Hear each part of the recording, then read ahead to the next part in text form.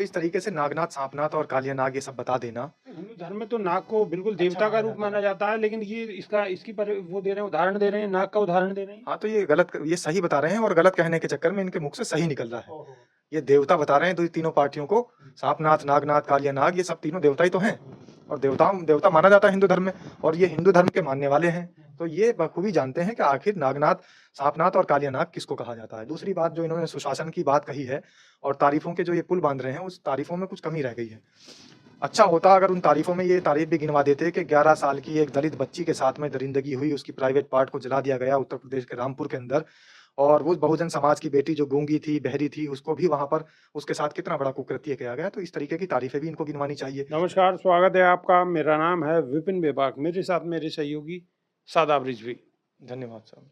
उत्तर प्रदेश सरकार में उप मुख्यमंत्री और भारतीय जनता पार्टी के नेता केशव प्रसाद मौर्य समाजवादी पार्टी और बहुजन समाज पार्टी की लड़ाई में कूद गए हैं।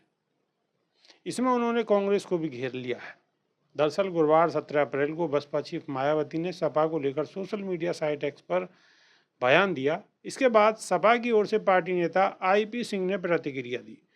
उधर डिप्टी सीएम ने बसपा और सपा और कांग्रेस तीनों को घेरते हुए सियासी प्रतिक्रिया दी। केशव ने लिखा कि सपा, बसपा और कांग्रेस की तिगड़ी एक ही थाली के चट्टे बट्टे हैं। पहला सांपनाथ, दूसरा नागनाथ और तीसरा कालिया नाग है। तीनों का काला अतीत दंगा, भ्रष्टाचार, तुष्टीकरण और जातिवाद, परिवारवाद से अटा पड़ा है। इन्होंने दलितों, पिछड़ों और गरीबों का शोषण करने में कोई कोर कसर नहीं छोड़ी है और इस हरकत में तीनों ने एक दूसरे को मात दी है। उन्होंने लिखा है कि ये कहने में रत्ती भर भी संकोच नहीं है कि गरीबों, पिछड़ों, दलितों और महिलाओं को यथोचित सम्मान यशस्वी प्रधानमंत्री नरेंद्र मोदी के सुशासन में मिला है। उनके नेतृत्व में भाजपा सरकार की नीतियां और डबल इंजन की सरकार के तहत हर एक तबके का समुचित विकास किया जा रहा है।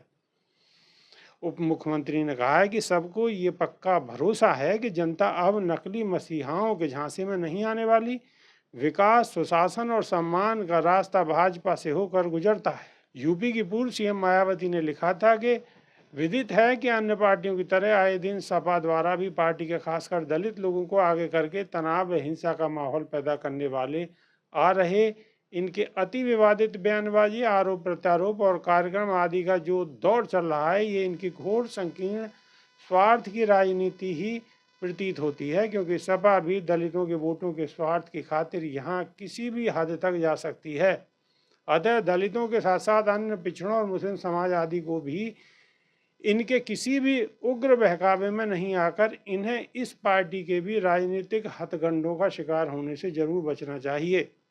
शादाब रिजवी, केशव प्रसाद मौर्य जिस हिसाब से बहुजन समाज पार्टी को भी शामिल कर रहे हैं और तीनों पार्टियों पर लगातार निशाना साध रहे हैं और यशस्वी प्रधानमंत्री की बहुत तारीफें कर रहे हैं, ठीक है, वो तो करना उनका जरूरी भी है उनके लिए, क्योंकि अगर उन्हें उप मुख्यमंत्री बने रहना है तो प्रधानमंत्री की तारीफ तो करनी पड़ेगी। लेकिन जिस तरीके से वो बसपा को भी साथ में लपेटने का कार्य कर रहे हैं, क्या कहेंगे? देखिए, जो बात कर रहे हैं केशव प्रसाद मौर्य सुशासन की और उन्होंने तमाम तारीफ गिनवा दी, बाकी लोगों को उन्होंने सांपनाथ, नागनाथ, कालिया नाग, हालांकि कालिया नाग को तो एक पूजनीय माना जाता है।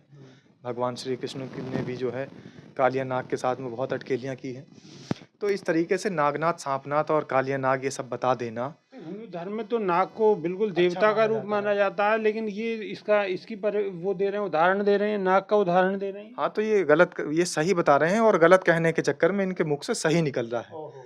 ये देवता बता रहे हैं तो ये तीनों पार्टियों को, सांपनाथ, नागनाथ, कालिया नाग, ये सब तीनों देवता ही तो हैं और देवता माना जाता है हिंदू धर्म में और ये हिंदू धर्म के मानने वाले हैं।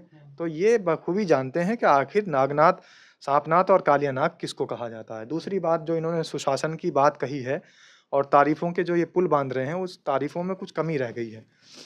अच्छा होता अगर उन तारीफों में ये तारीफ भी गिनवा देते कि 11 साल की एक दलित बच्ची के साथ में दरिंदगी हुई, उसकी प्राइवेट पार्ट को जला दिया गया उत्तर प्रदेश के रामपुर के अंदर और वो बहुजन समाज की बेटी जो गूंगी थी, बहरी थी, उसको भी वहाँ पर उसके साथ कितना बड़ा कुकृत्य किया गया। तो इस तरीके की तारीफें भी इनको गिनवानी चाहिए। उन्नाव के अंदर बेटी के साथ क्या हुआ उत्तर प्रदेश के अंदर, ये भी तारीफ इनको गिनवानी चाहिए। सुशासन की तारीफ भी ये घटनाएं क्या इन लोगों को नहीं दिखाई देती?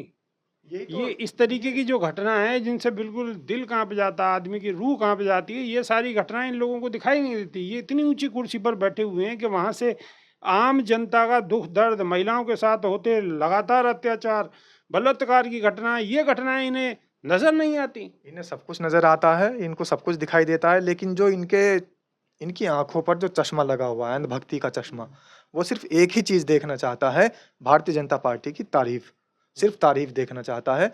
तो मैं इसीलिए तो कह रहा था कि इन्होंने जो सुशासन की तारीफ गिनवाई है, तो ये तारीफें इनको और भी गिनवानी चाहिए थी, जो इनके चश्मे से नजर नहीं आ रही है। लेकिन जनता के बीच में आप जाएंगे तो हाथरस की घटना हो, बहराइच की घटना हो, उन्नाव की घटना हो, कल की रामपुर की घटना हो, कैसे 11 साल की बच्ची के साथ में जिस तरीके से बलात्कार हुआ, महाराष्ट्र की घटना हो, दिल्ली की घटना हो, 4 साल की मासूम बच्ची के साथ किस तरीके से रेप की घटना को अंजाम दिया गया, तो इनके सुशासन का की तारीफों में अगर ये भी सब जुड़ जाएँ तो 4 चाँद लग जाएँगे। इसलिए ये शायद भूल रहे हैं, इस अंधभक्ति के चश्मे से ये नहीं देख पा रहे हैं कि किस तरीके से लोग-बाग सड़कों पर हैं, महँगाई के चलते, बेरोज़गार सड़कों पर है, रोज़गार के चलते, किस तरीके से छात्र सड़कों पर हैं, पेपर लीक के चलते, किस तरीके से मरीज़ सड़कों पर है, अस्पताल में स्वास्थ्य सेवाएँ ना मिलने के चक्कर में, किस तरीके से शिक्षक वो बिल्कुल सड़कों पर हैं, उनको उनकी जो भर्तियाँ हैं, उनके अंदर धाँधली हो रही है, किस तरीके से जो बिजली है, हाइडल डिपार्टमेंट विद्युत कर्मी हैं, वो किस तरीके से सड़कों पर हैं कि उनको उनकी जो संस्थाएँ हैं, उनको निजीकरण कर दिया जा रहा है। उनका निजीकरण हो चुका है, तो ये जो लोग सड़कों पर उतरे पड़े हैं, भारतीय जनता पार्टी के खिलाफ हाहाकार मचा हुआ है, पूरे प्रदेश के अंदर पानी पी-पी कर लोग कोस रहे हैं। इस तपती धूप के अंदर, जलती धूप के अंदर लोग, महिलाएँ, बच्चे, बुजुर्ग सब सरकार के खिलाफ विरोध में हैं। तो इस तरीके की अगर ये सुशासन की तारीफ भी गिनवा देते केशव प्रसाद मौर्य, तो शायद लोगों को लगता कि इनका जो अंधभक्ति का चश्मा है, वो कुछ इधर-उधर से जब देखने की कोशिश करते हैं, चश्मे से बाहर से, तो ये चीज़ें दिखती हैं। लेकिन वो इधर-उधर देख ही नहीं रहे हैं। वो चश्मे के बिल्कुल बीचों-बीच देख रहे हैं, जहाँ सिर्फ़ भाजपा की तारीफ़ नज़र आ रही है। चश्मे के बीचों बीच देख रहे हैं, सिर्फ भाजपा की तारीफें ही तारीफें नजर आ रही हैं। इन्हें प्रदेश के अंदर, देश के अंदर कहाँ-कहाँ कैसी-कैसी घटनाएं हो रही हैं, वो इन्हें नजर नहीं आ रही। तो आपका इस विषय पर क्या कहना है जो केशव प्रसाद मौर्य कह रहे हैं, और तीनों पार्टियों को नागनाथ, सांपनाथ और कालिया नाग कह रहे हैं? तो अगर नाग कह रहे हैं तो नाग तो हिंदू धर्म में देवता का स्वरूप होता है, पूजनीय होता है। तो जनता तो उनको वोट तो देगी फिर। जनता तो फिर वोट देगी। तो सवाल तो बिल्कुल जायज़ है। आपकी इस विषय पर क्या राय है, कमेंट के माध्यम से अवश्य बताएं। अभी के लिए सिर्फ इतना ही। नई वीडियो में फिर रूबरू होंगे। बहुत बहुत शुक्रिया। नमस्कार। धन्यवाद सर।